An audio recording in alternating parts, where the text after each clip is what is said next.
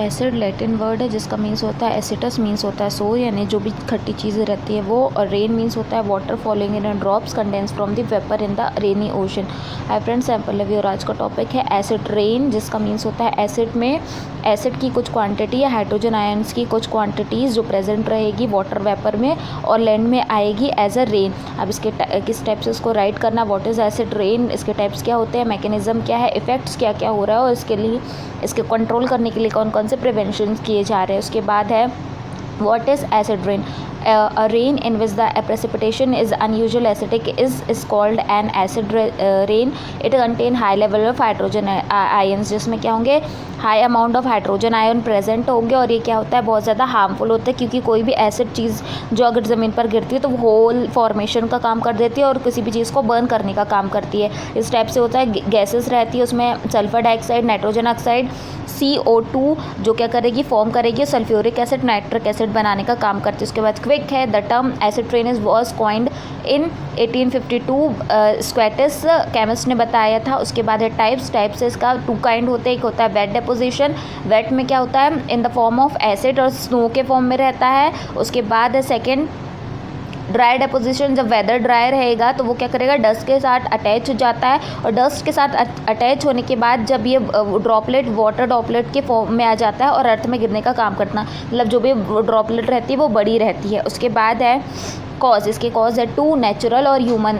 Natural वाले रहते हैं जिसमें क्या होता है इमिशन फ्रॉम वॉल्केनोज, जिससे सल्फर डाइऑक्साइड का जो वैल्यू है या लेवल है वो इंक्रीज हो जाता है। ह्यूमन में industry, power plants, vehicle, automobile से जितने भी कार्बन डाइऑक्साइड हो गई, सल्फर डाइऑक्साइड, नाइट्रोजन हो गई, मीथेन हो गई, ये क्या करती है गैसेस वाटर वेपर से अटैच हो जाती है और फॉर्म करती है। उसके बाद है इसका मैकेनिज्म कैसे होता है, when clouds are present the loss rate of SO2 is faster than the जितना भी रहेगा वो केमिस्ट्री में अलोन रहता है। किसके कारण होता है ये रिएक्शन होता है और ये लिक्विड वाटर का फॉर्म करता है, एक लिक्विड वाटर फॉर्म करने का काम करता है।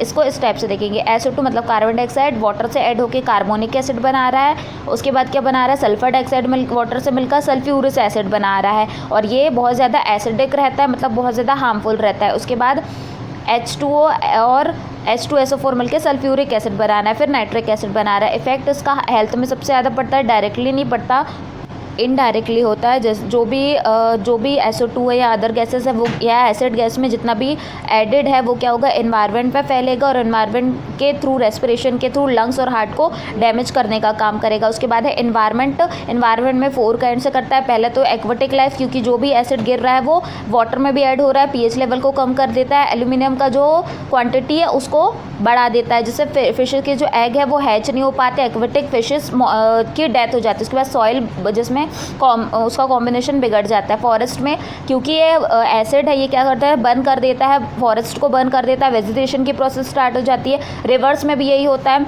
रिवर्स में जो वाटर बॉडीज़ है वो क्या हो जाती है अफेक्टेड हो जाती है, क्योंकि एसिड क्या करता है मिल के जैसे लेमन वाटर में मिल के हाई क्वान्टिटी बढ़ा देता है, उसी टाइप से होता है। ये इसका क्विक है acid rain is problem in Canada में जब हुआ था तो वाटर और सॉइल सिस्टम इफेक्ट हुआ था। उसके बाद स्ट्रक्चर ऑफ बिल्डिंग में क्या प्रोसेस हुआ था, मतलब जो होती है डैमेज क्या होता है, acid rain cause by emission of sulphur dioxide, nitrogen oxide, ये क्या करता है डैमेज कर देता है, येलोइश मार्बल बना लेता है, जैसे ताजमहल में हुआ है। उसके बाद है प्रिवेंशन, इसके कैसे करना है, reduce amount of sulphur dioxide का अमाउंट जो है वो कम करना है, डीसल्फराइजेशन की प्रोसेस करनी है, मतलब अगर यूज़ हो रहा है तो उसका रीयूज़ कैसे कर सकें हम, ये वाली मेथड यूज़ है। अदर सोर्स है जैसे कार्बन डाइऑक्साइड जो व्हीकल से निकल रहा है या अदर चीज़ों से निकल रहा है, उसके अलावा अदर सोर्सेज का यूज़ किया जाए। उसके बाद सजेशंस है, सजेशन में इको फ्रेंडली जो प्लांट या नेचर के थ्रू मिली हुई है उनका यूज़ करें, पेस्टिसाइड का यूज़ ना करें, एयर कंडीशनर का यूज़ ना करें, जो मीथेन गैस निकाल रहा है, CFC क्लोरोफ्लोरोकार्बन निकाल रही है जो दे रही है प्रोवाइड कर रही है, उन सब चीज़ों पे